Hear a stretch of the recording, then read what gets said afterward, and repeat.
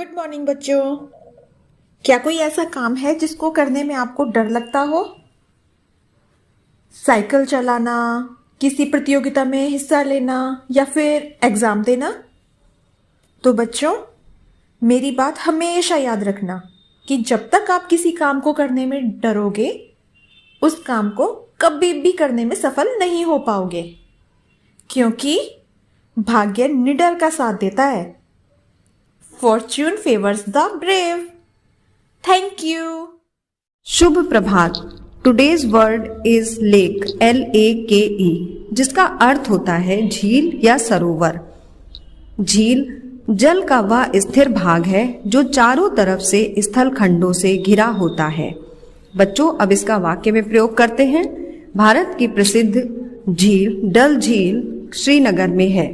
The famous Indian lake Dal lake is in Srinagar. Thank you. नमस्कार। Mission Abhyudaya प्रार्थना सभा के अंतर्गत पजिल ऑफ द डे में आज की पहेली। अगर आपको अपने रुपए एकदम से डबल करने हैं तो आप बताओ क्या करोगे?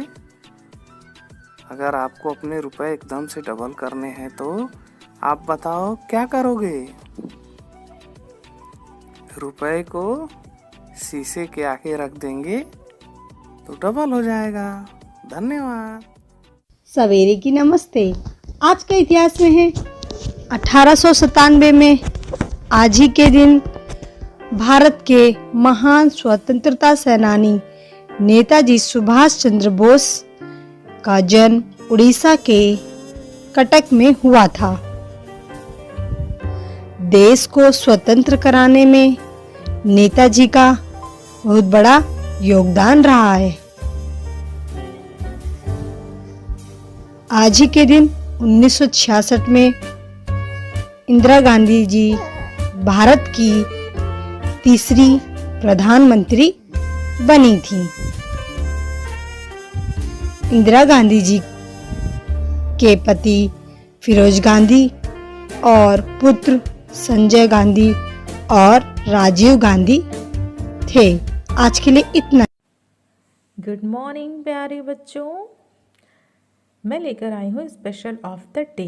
चलिए देखते हैं आज का स्पेशल क्या है। बच्चों, आज है 23 जनवरी। आज ही के दिन सन 1897 में भारत के महान स्वतंत्रता सेनानी नेताजी सुभाष चंद्र बोस का जन्म उड़ीसा के कटक में हुआ था। सुभाष चंद्र बोस के अलावा भारत के इतिहास में ऐसे व्यक्ति ने जन्म नहीं लिया जो एक साथ महान सेनापति, वीर सैनिक, राजनीति का अद्भुत खिलाड़ी और अंतर्राष्ट्रीय ख्याति प्राप्त पुरुषों नेताओं के साथ बैठकर कूटनीति तथा चर्चा करने वाला हो। नेताजी में सच्चाई के सामने खड़े होने की अद्भुत क्षमता थी। उन्होंने जय हिंद, दिल्ली चलो, तुम मुझे खून दो, मैं तुम्हें आज़ादी दूंगा आदि का नारा दिया। द्वितीय विश्व युद्ध के दौरान अंग्रेज़ों के खिलाफ लड़ने के लिए उन्होंने जापान के सहयोग से आज़ाद हिंद फौज का गठन भी किया। बच्चों, आज उनकी जयंती पर हम सभी की तरफ से उनको सत सत नमन। धन्यवाद। सुप्रभात बच्चों, प्रस्तुत है आज की प्रश्नोत्तरी। आज की प्रश्नोत्तरी आधारित है भारत के पूर्वोत्तर राज्य और उनकी राजधानियों पर। प्रश्न नंबर 1, सिक्किम की राजधानी क्या है? इसका उत्तर है सिक्किम की राजधानी गंगटोक है। यह बहुत ही सुंदर शहर है।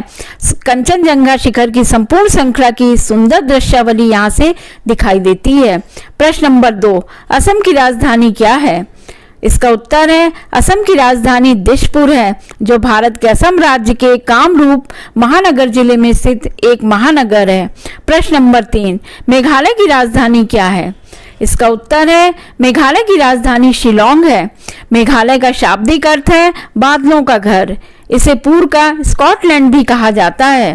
प्रश्न नंबर 4, अरुणाचल प्रदेश की राजधानी क्या है? इसका उत्तर है अरुणाचल प्रदेश की राजधानी ईटानगर है। बच्चों, भारत में सबसे पहले सूर्य इसी प्रदेश में निकलता है। प्रश्न नंबर 5, नागालैंड की राजधानी क्या है? इसका उत्तर है बच्चों नागालैंड की राजधानी कोहिमा है। बच्चों, इस राज्य की आधिकारिक भाषा अंग्रेजी है। धन्यवाद। नमस्कार बच्चों, आज मैं लाई हूँ दाल घी, तो फिर खाओ मेरे साथ। मैं गाऊं तुम सो जाओ, मैं गाऊं तुम सो जाओ, सुख सपनों में खो जाओ, मैं गाऊं तुम सो जाओ। माना आज की रात है लंबी, माना दिन था भारी, पर जग बदला बदलेगी एक दिन तकदीर हमारी, उस दिन के ख्वाब सजाओ, मैं गाऊं तुम सो जाओ। कल जब तुम आंखें खोलोगे तब होगा उजियारा, खुशियों का संदेशा लेकर आएगा सवेरा प्यारा, मत आस के दीप बुझाओ, मैं गाऊं तुम सो जाओ। धन्यवाद। गुड मॉर्निंग बच्चों। कहानियों के भंडार से मैं इला गुप्ता आज आपके लेकर आई हूँ कहानी समय नहीं रुकता। इसमें एक मिली नाम की लड़की है जो हमेशा ही स्कूल देर से आती थी। टीचर जी रोज उसे टोकती, समझाती, पर वो उठने में हमेशा देर करती और देर से स्कूल आती। अक्सर वो छुट्टी से पहले ही घर भी चली जाया करती थी। पढ़ने में तो वो बहुत तेज थी, अपना काम दोस्तों से लेकर पूरा भी कर लेती थी, मगर समय से न आने की वजह से सुबह की प्रार्थना व विचार हमेशा ही छूट जाते। उसकी इस आदत से टीचर जी भी काफ़ी फिक्रमंद रहती। कई बार उसकी माता जी को बुलाकर भी समझाया गया, मगर वो भी मिली की देर से उठने और आलस करने की आदत से काफ़ी परेशान थी। एक दिन छुट्टी के समय सभी बच्चों को बड़ी मैडम ने बुलाया और खुशखबरी सुनाया कि कल सुबह सभी बच्चों को चिड़ियाघर घुमाने ले जाया जाएगा। मिली उस दिन भी छुट्टी से पहले ही घर निकल गई थी। दूसरे दिन सुबह सभी बच्चे खूब तैयार होकर समय से आए। टीचर जी ने बड़ी सी गाड़ी बुक करवाई। खूब सारे गुब्बारे लगाकर गाड़ी को सजाया गया। पिकनिक के लिए सभी खुश थे। बड़ी मैडम भी आ गईं।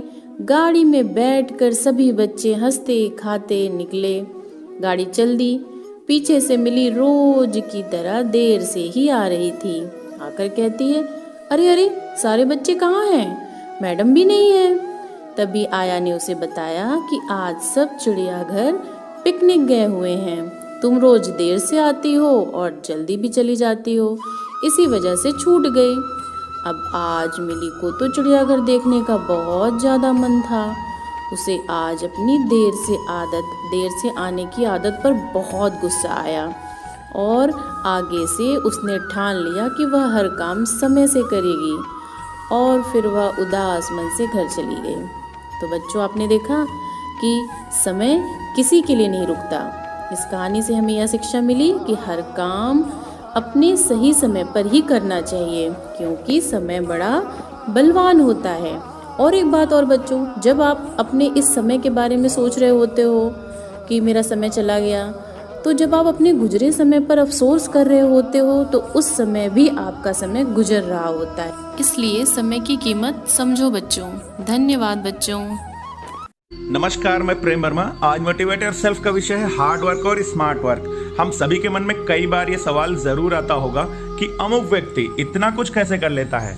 असल में 24 घंटे ही सभी के पास होते हैं और सभी के पास काम के घंटे भी बराबर ही होते हैं, लेकिन कुछ लोग उसी समय में ज़्यादा काम कर लेते हैं। वो असल में उस काम को सिर्फ करते नहीं बल्कि इंजॉय करते हैं, उसे जीते हैं। उसी काम को स्मार्ट तरीके से बहुत कम एफर्ट लगाकर कर लेते हैं।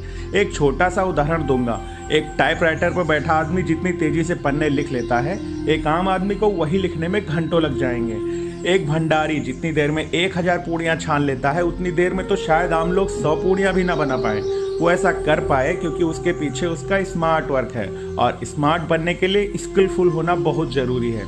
और स्किल आती है लगन, समर्पण और अभ्यास से।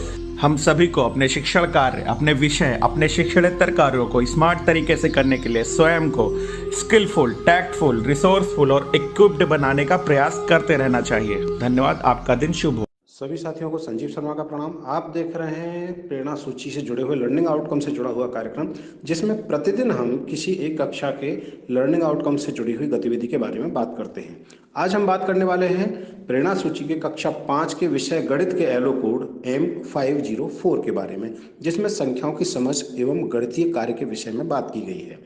आज का जो एलो कोड है वो लघुत्तम समापवर्त और महत्तम समापवर्तक के बारे में समझ की बात की गई है। आइए देखते हैं किस प्रकार की गतिविधि हम इसके लिए करा सकते हैं। यहाँ दी गई गतिविधि एक उदाहरण मात्र है। शिक्षक ऐसी ही अन्य गतिविधियां अपनी शिक्षण योजनाओं के लिए तैयार कर सकते हैं। लघुत्तम समापवर्तक और महत्तम समापवर्तक के प्रति समझ बनाने के लिए आपको छात्रों को सबसे पहले अभाज्य, उभयनिष्ठ, अपवर्तक, समापवर्तक इन शब्दों से अवश्य परिचित करा देना चाहिए और इनका किस प्रकार से प्रयोग हम करते हैं यह छात्रों को समझ अवश्य होनी चाहिए, जो कि पिछली कक्षाओं में कराई जा चुकी है। यहाँ जब हम लघुत्तम समापवर्तक के लिए बात करते हैं तो बच्चों को प्राइम फैक्टर्स को समझना बहुत ज़्यादा जरूरी है। उदाहरण के रूप में यहाँ ये 3 संख्या दे रखी हैं 8, 12 और 30 और इसके प्राइम फैक्टर किए हुए हैं। चूँकि शुरुआत में हम सिर्फ गुणनखंड के द्वारा इनका मान ज्ञात करने के बारे में बात कर रहे हैं, तो इन संख्याओं के समक्ष जो गुणनखंड लिखे हुए दिख रहे हैं आपको, ये इस प्रकार से हैं कि इनसे छोटे और गुणनखंड इन संख्याओं के नहीं हो सकते। अर्थात जो सबसे छोटा गुणनखंड होता है किसी भी संख्या का, उसे उसका प्राइम फैक्टर कहते हैं। अब एलसीएम यदि आप निकालना चाहते हैं तो इन संख्याओं के जो प्राइम फैक्टर्स हैं उनमें 2 या 3 या तीनों में जो उभयनिष्ठ हैं उनको अलग से लिखें, फिर जो बची हुई संख्या हैं फैक्टर्स की उनको लिखें और आपस में उनका गुणा कर दें। ये गुणा करने के बाद जो प्राप्त होगा वही इन संख्याओं का एलसीएम यानी लघुत्तम समापवर्त्य होगा। सामान्यतया देखेंगे कि यह संख्याएं जिनका हम एलसीएम निकालते हैं उससे बड़ी संख्या होती है या उनमें से किसी बड़ी से बड़ी संख्या के बराबर हो सकती है। ठीक इसी तरह से अब HCF यानी महत्तम समापवर्तक जब निकालते हैं तो जो हमारा कॉमन फैक्टर होता है हम उनको निकालते हुए और आपस में मल्टीप्लाई यानी गुणा कर देते हैं। ये जो संख्या प्राप्त होगी ये महत्तम समापवर्तक होती है और ये संख्या सामान्यतया जिन संख्याओं का हम निकालते हैं उनमें सबसे छोटी होती है। अब यहाँ ये बताना बहुत आवश्यक है कि छात्रों के व्यवहारिक जीवन में इन प्रक्रियाओं का, इन संक्रियाओं का प्रयोग कैसे किया जा सकता है। सबसे अच्छा तरीका है हम बच्चों को ये बताएं किसी भी कमरे में बड़ी से बड़ी चारपाई कैसे आ सकती है या छोटी से छोटी संख्याएं कैसे हो सकती हैं। जो व्यवहारगत प्रश्न होते हैं उनसे छात्रों को अवश्य परिचित कराएं और जब आप ये सब करा रहे हों तो व्यवहारिक रूप में कक्ष में रखने वाली बड़ी से बड़ी आप डंडी की बात कर सकते हैं, बड़ी से बड़ी लकड़ी की बात कर सकते हैं, कैसे रखी जा सकती है, उसकी नाप क्या होगी।